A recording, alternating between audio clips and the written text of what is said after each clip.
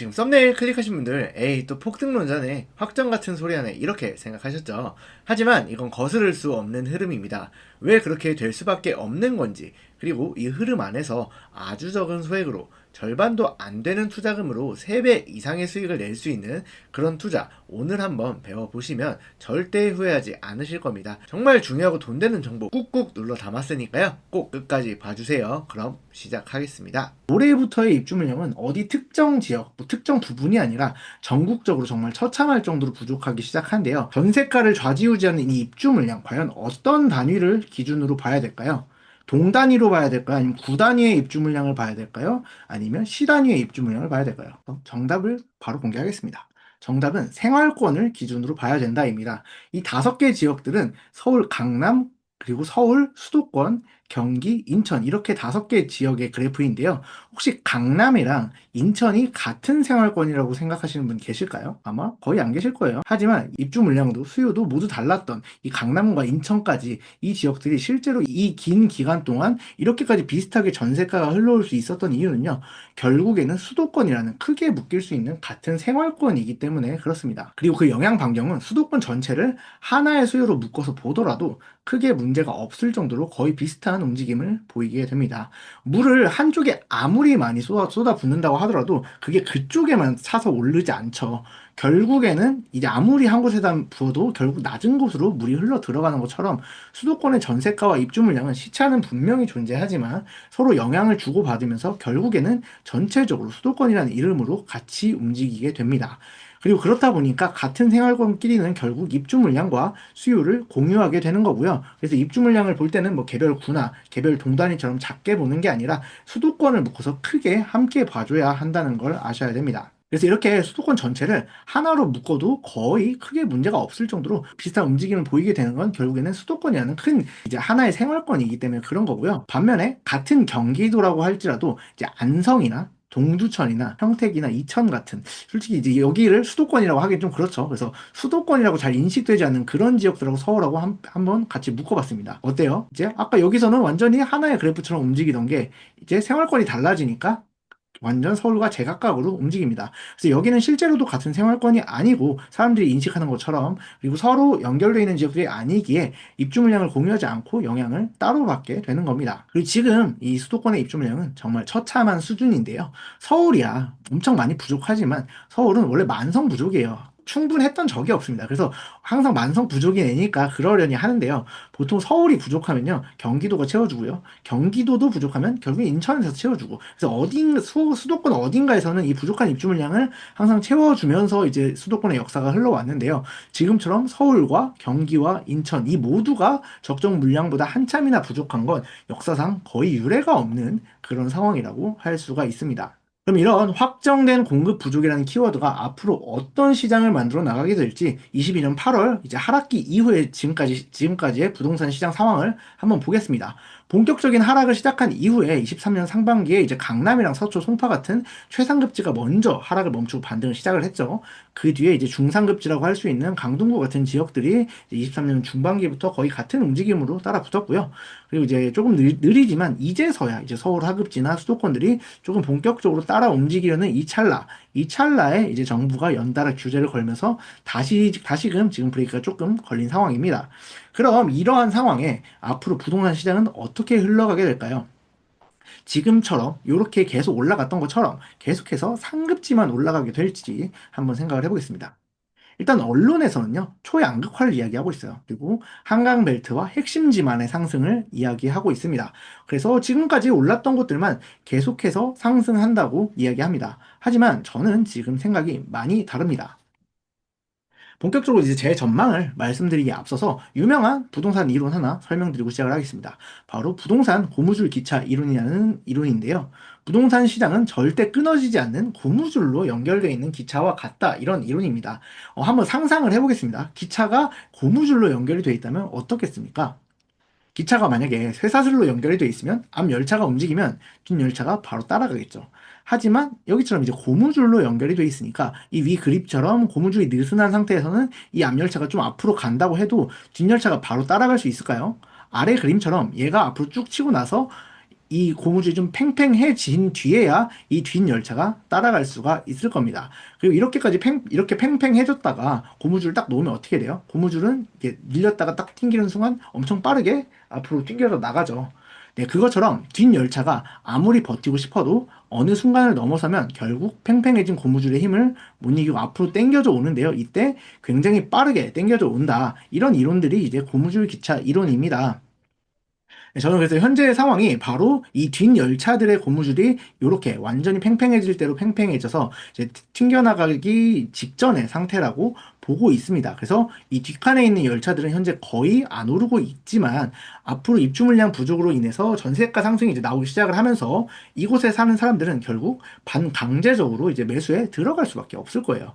그리고 이렇게 상승이 나타나기 시작을 할 때 이제 앞 열차 쪽으로 빠르게 딸려가면서 날아가게 될 겁니다. 그래서 이런 걸 흔히 시장에서 이제 갭매우기라고 하기도 하고요. 키 맞추기라고 표현하기도 하는데요. 그럼 이 이론이 실제로 시장을 얼마나 잘 설명을 하고 있는지 과거 대한민국 부동산 역사를 보면서 한번 설명해 드려 보겠습니다. 일단 파란색은 조금 전에 보셨던 것처럼 이제 강남입니다. 강남은 이제 엄청나게 날아갔죠. 그리고 초록색은 인천이고요. 이제 빨간색은 이제 노원구입니다. 그래서 방금 말씀드린 것처럼 이제 나머지는 바닥을 기고 있어서 격차가 어마어마합니다. 방금 전에도 말씀드렸고 다들 알고 계신 상황일 겁니다. 하지만 반전이 하나 있는데요. 사실 이건 지금의 그래프가 아닙니다. 바로 20년 전 2003년부터 2006년까지의 모습입니다. 그리고 이 오른쪽이 지금의 그래프예요. 사실 이때나 지금이나 거의 너무 비슷하게 흐름이 가고 있죠. 그래서 이것처럼 이제 양극화는 이번이 절대 처음이 아니었습니다. 이때도 지금과 같이 역대급으로 양극화가 벌어졌던 시기인데요. 그러면 저 시기 이후에 어떻게 이 시장이 흘러갔는지를 보면 지금 앞으로 우리의 미래도 어떻게 될지 좀 예상을 해볼 수 있지 않을까 생각을 합니다. 네, 그래서 제가 글을 하나 가져와 봤습니다. 네, 부동산 양극화는 진행형입니다. 내 집 마련은 꼭 해야 하지만 오를 지역에 사세요. 생활권 근처에만 내 집 마련을 해야 되는 건 아닙니다. 뭐 요즘 많이 보이는 그런 이야기들이죠. 뭐 똘똘한 거 사라, 중심지 사라, 뭐 한강벨트 사라 이런 얘기입니다. 근데 사실 이 글 역시 20년 전인 2006년 8월에 쓰인 글입니다. 지금이나 별 차이가 없죠. 그래서 좀 전에 보셨던 것처럼 이 시기도 지금처럼 강남과 중심지 그리고 좋은 지역들만 올라가던 그런 시기였습니다. 그래서 그때는 이제 많이 오르는 이렇게 7개 지역을 찍어서 버블세븐이라는 이름까지 이제 생겨나기도 했었는데요. 이때 언론 역시 지금의 분위기와 크게 다르지 않았습니다. 강북 비인기 지역과 수도권은 여전히 약세를 면치 못할 것이라는 전망이 우세했고요. 비인기 지역은 점점 하락할 거라고 말합니다. 그리고 이때도 초양극화를 이야기하고 있습니다. 그렇게 이때도 오르는 곳은 계속 오르고 그리고 내리거나 안 오르는 곳은 계속 안 오를 거라고 말했습니다. 그러면 이 뒤에는 과연 어떻게 됐을까요? 딱 이 시점부터 갭 메우기를 시작을 했는데요. 계속 오르기만 할 것 같다던 그 강남은 그 이후로 2년간 7.5%밖에 오르지를 않았고요. 반면에 절대 안 오를 거라던 인천은 30%가 올랐습니다. 그리고 이제 또 마찬가지로 절대 안 오를 거라던 노원구는 무려 61%가 올랐습니다. 결국 아까 고무줄 기차 이론에서 봤던 것처럼 어느 정도 이상 고무줄이 팽팽해지니까 결국 앞 열차로 당겨지면서 갭은 모두 메워졌습니다. 이때는 2008년 금융위기를 맞이하면서 상승기가 끝이 났는데요. 결국 한 사이클이 끝나고 보니까 어떻게 됐죠? 양극화가 됐나요? 그렇게 모두가 양극화를 외쳤지만 결국 같은 수도권끼리는 거의 같은 상승률을 받아들었습니다. 하지만 이걸 보시더라도 벌써 20년 전이면 너무 옛날이라 그때의 대한민국과 지금의 대한민국이 같냐 이렇게 생각을 하실 수 있어요. 큰 감흥이 안 생기시고 별로 믿음이 안 생기실 수 있을 것 같습니다. 그래서 그러면 조금 더 최근으로 와보겠습니다. 2016년부터 2018년입니다. 여긴 진짜 10년도 안 된 최근이에요. 그리고 이때도 이제 강남이 먼저 올라가기 시작을 했습니다. 그러면서 이제 그때의 기사를 가져와 봤습니다. 똑같습니다. 반응은 크게 다르지 않아요. 강남과 비강남의 초양극화, 그리고 강남이 6억 오를 때 강북 아파트 1억 내렸다. 도심 접근성 좋은 지역은 강세다. 강남 접근성 좋은 성동, 광진이 강세다. 뭐 지금이랑 너무 똑같죠. 아예 다른 게 없죠. 그럼 이때는 어떻게 됐을지 한번 보도록 하겠습니다. 과연 양극화가 됐을까요? 그리고 그 이후부터 또 귀신같이 갭매우기가 시작됩니다. 2018년 8월부터 22년 1월까지 강남이 34% 오르는 동안 인천은 45%가 올랐고요. 안 오른다던 노원은 무려 강남 상승률의 2배에 가까운 65%가 올랐습니다. 결국 이때도 2013년부터 22년까지 이 긴 상승 사이클이 끝나고 나서 딱 보니까 결국엔 크게 차이 없는 상승표를 받아들었습니다. 언론의 말처럼 초양극화가 됐나요? 이때도 결국엔 고무줄 기차 이론에서 말하는 것처럼 갯매우기는 발생했습니다. 그럼 이렇게 이제 갯매우기 역사와 고무줄 기차 이론을 아는 상태에서 다시 2026년으로 돌아와 보겠습니다. 과연 이번엔 다를까요? 전 역사는 항상 반복된다고 생각을 하거든요. 그럼 방금 갯매우기의 역사를 한번 기억을 하시면서 지금의 그래프를 다시 한번 보겠습니다. 기존의 역사대로 상급지가 먼저 치고 갔어요. 그래서 이제 다음 열차가 따라올 차례가 됐습니다. 물론 언론과 많은 대중들은 지금도 계속 이제 양극화만을 이야기하고 있는데요. 저는 앞으로 2026년부터는 이런 흐름으로 갯매우기 시장으로 흘러갈 거라고 예상을 하고 있습니다. 지금까지 많이 오른 상급지들은요, 좀 쉬어가야 될 시간이라고 생각을 하고요. 상급지들은 조금 완만하게 상승률을 줄여가면서 약보합을 유지할 걸로 보고 있습니다. 그리고 하급지들이, 지금까지 못 오른 하급지들이 이제 갭매우기를 지속해서 나갈 거라고 보고 있고요. 그리고 2030년까지 입주 물량 부족이 계속해서 누적이 되기 때문에 뒤로 갈수록 갭매우기는 점점 더 강하게 나타날 거라고 생각을 합니다. 그래서 앞으로 이제 시장의 상승은 입주 물량 부족으로 인해서 전세가가 크게 상승을 할 거고요. 그 전세가의 상승으로부터 이제 상승이 본격적으로 매매가가 상승이 일어나기 시작을 할 텐데요. 그래서 여기까지 내용을 한번 정리를 해보면요. 올해부터 본격적으로 입주 물량 부족이 시작이 될 거고요. 그리고 2029년까지 입주 물량 부족은 거의 확정이라는 거 말씀드렸습니다. 그리고 인허가가 다시 재개되기도 힘든 상황이기 때문에 2030년 이후까지도 공급 절벽은 연장될 가능성이 매우 높다고 말씀을 드렸고요. 그리고 고무줄 기차 이론 설명드리면서 부동산 시장은 앞칸이 먼저 움직이면 고무줄이 어느 정도 팽팽해질 때까지는 뒷칸은 가만히 있다가 시차를 두고 결국에는 상승률을 따라간다고 말씀을 드렸습니다. 그래서 역사적으로 항상 지역별로 비슷한 생활권이라면 상승률 역시 한 사이클이 끝나면 거의 비슷하게 맞춰져 왔다는 거 보여드렸고요. 그리고 전 올해는 이제 갭매우기를 본격적으로 들어갈 거라고 생각하고 있다는 거 말씀드렸습니다. 그래서 저는 올해부터 2030년까지 뒤로 갈수록 하급지의 상승률이 가파르게 올라갈 거라고 예상한다고 말씀드리면서 제가 아까 그렸던 예상 그래프 보여드렸죠. 그래서 지금 이 시점에 우리는 뭘 해야 되냐? 저는 작년부터 많은 분들에게 재개발을 정말 강력하게 추천을 드리고 있습니다. 보통 서울에서 이런 확정된 입주권 단계 전후에 들어가려면요. 적게는 7, 8억 정도, 보통 10억 이상이 현금으로 필요하게 됩니다. 그리고 사실 분양을 받는 거에 비해서 가격이 크게 싸지가 않아요. 그래서 10억 가까이 투입을 하고 1, 2억 정도 싸게 사는 수준입니다. 그래서 들어가는 투자금을 생각을 한다면 싸게 사는 의미는 거의 없는 게 서울에서의 입주권 단계 투자인데요. 그래서 제가 지금부터 말씀드릴 곳은요. 앞에서 말씀드렸던 기회의 땅이 하나 있습니다. 제가 2026년 이후 앞으로의 시장을 강한 갭매우 기장으로 예상을 한다고 말씀을 드렸었죠. 그래서 갭매우기로 수혜를 보게 될 많은 지역들이 있을 텐데요. 저는 그 지역들 중에서 인천의 한 구역을 소개시켜 드리려고 가져왔습니다. 아파트가 될 구역도 소액으로 가능하다고 하니까 막 좋아하시다가 이제 인천이라는 이름이 들리자마자 벌써부터 막 실망하는 소리가 들리는 것 같기도 한데요.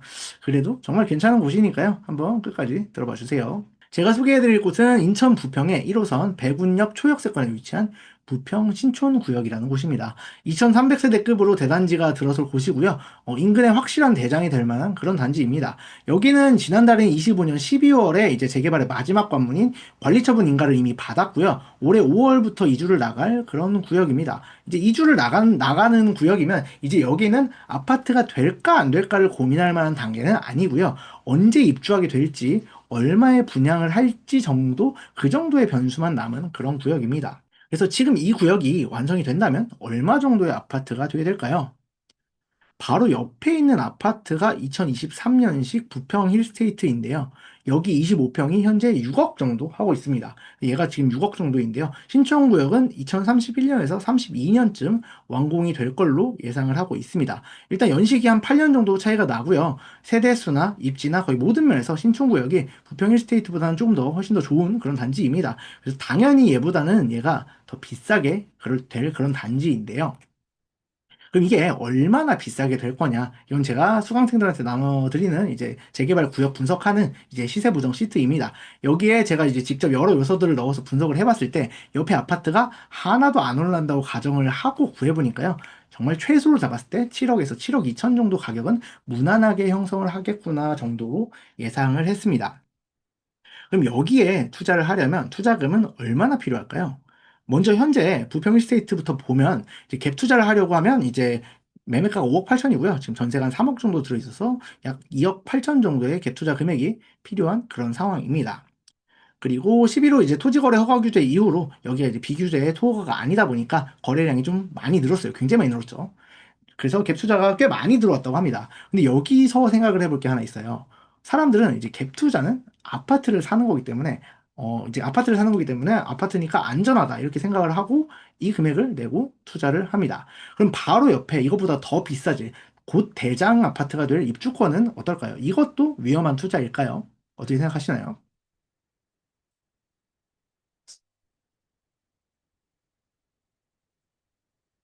사람들이 여기 구역에, 여기 이 아파트에 이제 갭 투자를 했다는 건 이 아파트가 상승을 할 거라고 생각을 하고 산 거잖아요. 근데 만약에 얘가 상승을 한다면 미래 대장이 될 신촌구역 아파트의 가격은 안 오를까요? 당연히 같이 오를 겁니다. 더 좋은 단지니까 더 많이 오르겠죠. 그래서 만약에 여기 갭 투자가 지금 괜찮아 보인다고 생각을 하신다면 바로 옆에 있는 신촌구역도 충분히 괜찮은 상황일 겁니다. 그럼 지금 이제 신촌구역의 가격은 어떤지 투자 가치가 있을지 실제 나와 있는 매물을 가지고 한번 보도록 하겠습니다. 아까 부평 힐스테이트 25평 갭 투자 금액이 거의 3억에 가까운 2억 8천이었습니다. 반면에 옆에 신촌구역 입주권은요, 프리미엄 1억을 주고도 훨씬 적은 금액인 실투자금 1억 정도면 지금도 살 수가 있습니다. 일단 투자금이 아까 2억 8천에 비해서 거의 3분의 1 수준이죠. 이것만으로도 이미 충분한 메리트가 있는데요. 그럼 얘를 지금 사오게 되면 얼마에 사오는 건지를 한번 분석해 보겠습니다.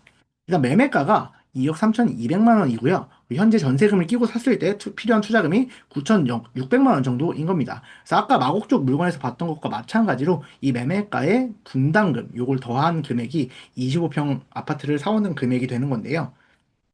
이 두 개를 더하니까 이제 5억 600만 원이 이 아파트를 사오는 금액이 되는 겁니다. 아까 이게 완성이 되면 7억에서 7억 2천 정도는 될 걸로 예상을 한다고 했었죠. 그래서 7억 2천짜리를 5억 6백에 사오는 그런 투자가 되는 겁니다. 그럼 지금부터 인터넷 가격이 전혀 오르지 않는다고 하더라도 2억 정도는 충분히 싸게 사오는 그런 상황이 되는 거죠. 그래서 이걸 보고 우리가 안전 마진이라고 표현을 합니다. 그래서 9,600만 원 투자로 2032년에 대장이 될 25평형 신축 아파트를 사올 수 있게 되는 건데요. 정말 갭 투자보다 입주권을 사는 게 더 위험한 투자인 걸까요? 필요한 돈은 3분의 1이고요. 2억을 할인받아서 사오는 투자가 더 위험한 걸까요? 아니면 3배의 투자금을 들여서 정가대로 할인을 안 받고 사오는 투자가 더 위험한 걸까요? 모두가 재개발은 위험해서 하면 안 된다고 말을 할 때 이 구조를 정말 확실하게 이해를 하고 있다면 입주권은 하나도 위험하지 않아 라고 이제 강하게 말할 수 있어야 됩니다. 물론 그렇다고 갭 투자가 위험한 투자라고 말씀을 드리는 건 아니에요. 하지만 이렇게 확실하게 구조를 이해할 수 있는 사람만이 지금과 같은 큰 기회를 아주 저렴하게 선점할 수 있게 되는 겁니다. 그리고 만약에 아까 보여드렸던 것처럼 역사가 반복이 되면서 갭 메우기가 다시 시작이 된다면요. 네, 수도권과 경기 인천도 결국에는 서울의 상승률을 따라가게 될 겁니다. 그러면 이 입주권의 수익은요, 당연히 더욱 커지게 될 거고요. 이것도 아까 제 경매 사례와 마찬가지로 상방은 크게 열려 있으면서 하방으로는 손해볼 곳은 거의 없는 그런 구역이라고 볼 수가 있습니다. 그래서 투자자는 이제 돈을 버는 것도 중요하지만 잃지 않는 게 진짜 훨씬 더 중요하거든요. 그래서 그런 가치에 아까 공항동도 그렇고 여기도 그렇고 그런 가치에 아주 잘 부합하는 그런 물건들이라고 할 수 있습니다. 그래서 이런 투자들로 해서 이제 하방은 막혀 있고 상방이 뚫려 있는 투자들로 이제 건수를 늘려가면 자연스럽게 그 중에 어떤 거는 분명히 성공을 하게 될 거고요. 그렇게 이제 성공 케이스들을 늘려가다 보면 당연히 수익은 커지게 될 겁니다. 그래서 그렇게 세팅을 하는 게 투자자의 능력인 거고요. 물론 재개발이 사실 방금 보여드린 것처럼 아주 심플하고 단순하게 떨어지지만은 않습니다. 절대 쉽다고 말씀드리지 않습니다. 지금 제가 여기 적어드린 많은 개념들이 있죠. 뭐 감정가부터 권리산정일, 비례율, 분담금, 중국시세, 조합원 분양가 뭐 이런 등등 굉장히 많은 개념들을 적어놨는데요. 사실 이 개념은 아주 극히 일부의 개념일 뿐입니다. 여기 있는 것뿐만이 아니라 이제 굉장히 중요한 개념들이 많은데요. 그 개념들을 완전히 다 네, 완전히 가지고 노실 수 있어야 이제 재개발 투자를 할 수가 있는 거고요. 그래서 만약에 이걸 제대로 분석을 할 줄 모르면 싸다고 생각했다고 이렇게 샀는데 오히려 수억씩 비싸게 사오는 경우도 있거든요. 그래서 재개발은 분명히 어느 정도 공부가 필요하고요. 분명히 그 진입장벽은 높이 있습니다. 아무나 못하기 때문에 제가 방금 보여드렸던 그런 기회들이 많이 있는 거고요. 그렇기 때문에 더 크게 돈을 벌 수 있는 거예요. 이 진입장벽이 처음에는 넘어오기가 너무너무 어렵고 힘든데요. 넘어온 뒤에는 오히려 나를 지켜주는 정말 든든한 성벽이 되거든요. 그래서 제가 방금 보여드렸던 그런 구역들처럼 아파트보다 훨씬 더 적은 돈으로 오히려 훨씬 더 좋은 입지에 더 대장이 될 그런 아파트를 심지어 몇 억씩 할인된 가격으로 사올 수 있게 하는 게 바로 재개발 투자입니다. 재개발은 배워두면 앞으로도 진짜 진짜 진짜 큰 돈이 될 만한 투자니까요. 이번 기회를 통해서 본격적으로 좀 공부를 해보셨으면 좋겠습니다.